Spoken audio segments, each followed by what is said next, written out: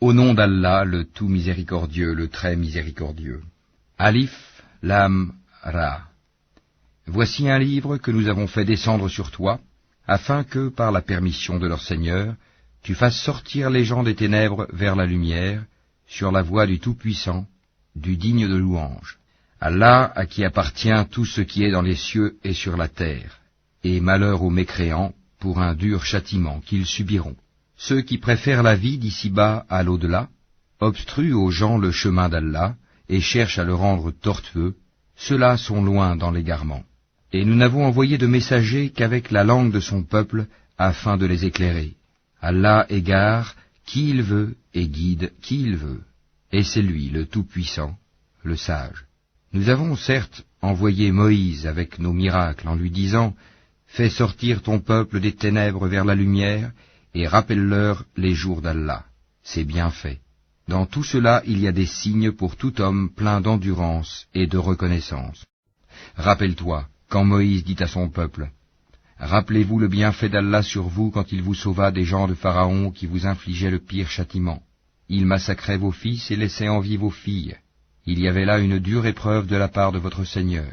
Et lorsque votre Seigneur proclama « Si vous êtes reconnaissants, très certainement, j'augmenterai mes bienfaits pour vous, mais si vous êtes ingrats, mon châtiment sera terrible. » Et Moïse dit « Si vous êtes ingrats, vous ainsi que tous ceux qui sont sur terre, sachez qu'Allah se suffit à lui-même et qu'il est digne de louange.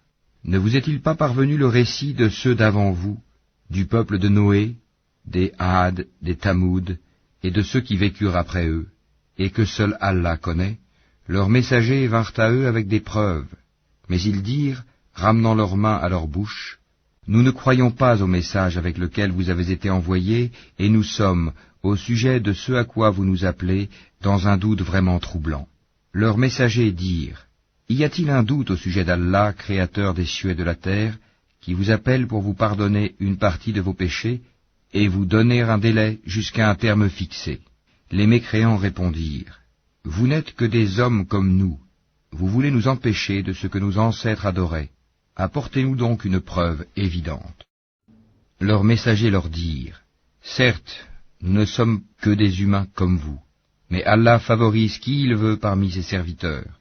Il ne nous appartient de vous apporter quelques preuves que par la permission d'Allah, et c'est en Allah que les croyants doivent placer leur confiance. Et qu'aurions-nous à ne pas placer notre confiance en Allah alors qu'il nous a guidés sur les sentiers que nous devions suivre? Nous endurerons sûrement la persécution que vous nous infligez, et ceux qui ont confiance en Allah s'en remettent entièrement à lui.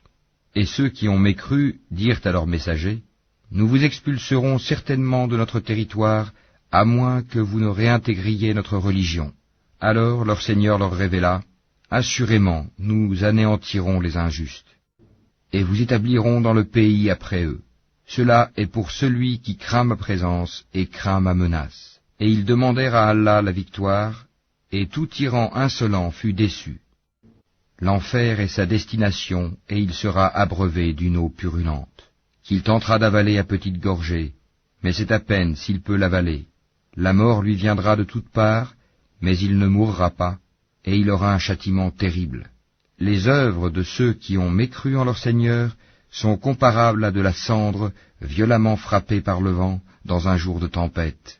Ils ne tireront aucun profit de ce qu'ils ont acquis. C'est cela l'égarement profond. Ne vois-tu pas qu'Allah a créé les cieux et la terre pour une juste raison? S'il voulait, il vous ferait disparaître et ferait venir de nouvelles créatures. Et cela n'est nullement difficile pour Allah. Et tous comparaîtront devant Allah. Puis, les faibles diront à ceux qui s'enflaient d'orgueil, « Nous étions bien vos suiveurs, pouvez-vous nous être de quelque utilité contre le châtiment d'Allah ?» Alors les autres diront, « Si Allah nous avait guidés, nous vous aurions certainement guidés. Il est indifférent pour nous de nous plaindre ou d'endurer, nous n'avons pas d'échappatoire. » Et quand tout sera accompli, le diable dira, « Certes, Allah vous avait fait une promesse de vérité, tandis que moi, je vous ai fait une promesse que je n'ai pas tenue. Je n'avais aucune autorité sur vous, si ce n'est que je vous ai appelé, et que vous m'avez répondu. Ne me faites donc pas de reproches, mais faites-en à vous-même. Je ne vous suis d'aucun secours, et vous ne m'êtes d'aucun secours. je vous renie de m'avoir jadis associé à Allah. Certes, un châtiment douloureux attend les injustes, les associateurs. Et on fera entrer ceux qui croient et font de bonnes œuvres dans les jardins sous lesquels coulent les ruisseaux, pour y demeurer éternellement, par permission de leur Seigneur. Et là, leur salutation sera « Salam, paix ».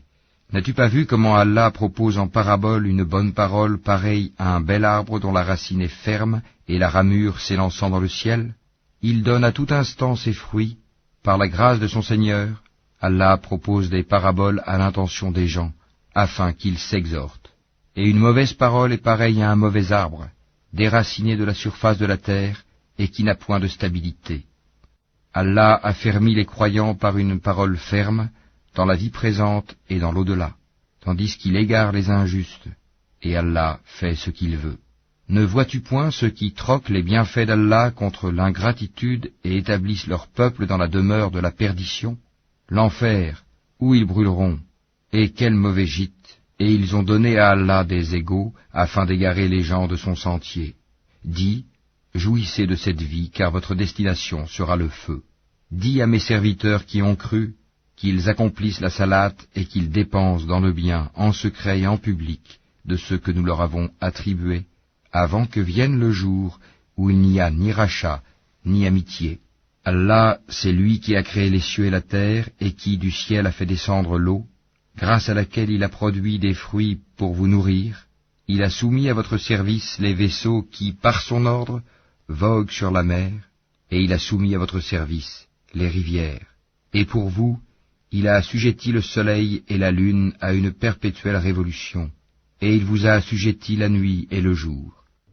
Il vous a accordé de tout ce que vous lui avez demandé, et si vous comptiez les bienfaits d'Allah, vous ne sauriez les dénombrer. L'homme est vraiment très injuste, très ingrat.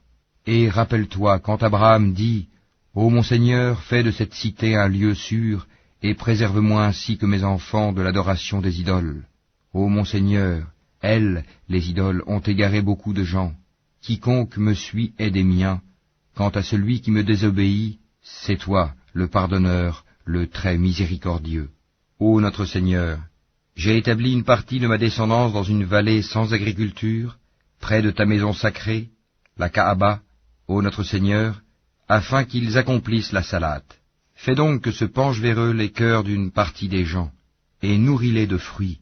Peut-être seront-ils reconnaissants. Ô notre Seigneur, tu sais vraiment ce que nous cachons et ce que nous divulguons, et rien n'échappe à Allah, ni sur terre, ni au ciel. Louange à Allah, qui en dépit de ma vieillesse, m'a donné Ismaël et Isaac. Certes, mon Seigneur entend bien les prières. Ô mon Seigneur, fais que j'accomplisse assidûment la salate, ainsi qu'une partie de ma descendance. Exauce ma prière, ô notre Seigneur. Ô notre Seigneur, pardonne-moi ainsi qu'à mes pères et mères et aux croyants, le jour de la reddition des comptes. Et ne pense point qu'Allah soit inattentif à ce que font les injustes. Il leur accordera un délai jusqu'au jour où leurs regards se figeront. Ils courront, suppliant, levant la tête, les yeux hagards et les cœurs vides. Et avertis les gens du jour où le châtiment les atteindra, et ceux qui auront été injustes diront, « Ô notre Seigneur, accorde-nous un court délai, nous répondrons à ton appel et suivrons les messagers. N'avez-vous pas juré auparavant que vous ne deviez jamais disparaître? Et vous avez habité les demeures de ceux qui s'étaient fait du tort à eux-mêmes. Il vous est apparu en toute évidence comment nous les avions traités, et nous vous avons cité les exemples. Ils ont certes comploté. Or, leur complot est inscrit auprès d'Allah, même si leur complot était assez puissant pour faire disparaître les montagnes. Ne pense point qu'Allah manque à sa promesse envers ses messagers. Certes, Allah est tout-puissant et détenteur du pouvoir de punir. Au jour où la terre sera remplacée par une autre, de même que les cieux, et où les hommes comparaîtront devant Allah, l'unique, le dominateur suprême. Et ce jour-là tu verras les coupables, enchaînés les uns aux autres. Leurs tuniques seront de goudron, et le feu couvrira leur visage. Tout cela afin qu'Allah rétribue chaque âme de ce qu'elle aura acquis. Certes, Allah est prompt dans ses comptes. Ceci est un message, le Coran, pour les gens, afin qu'ils soient avertis, qu'ils sachent qu'il n'est qu'un Dieu unique, et pour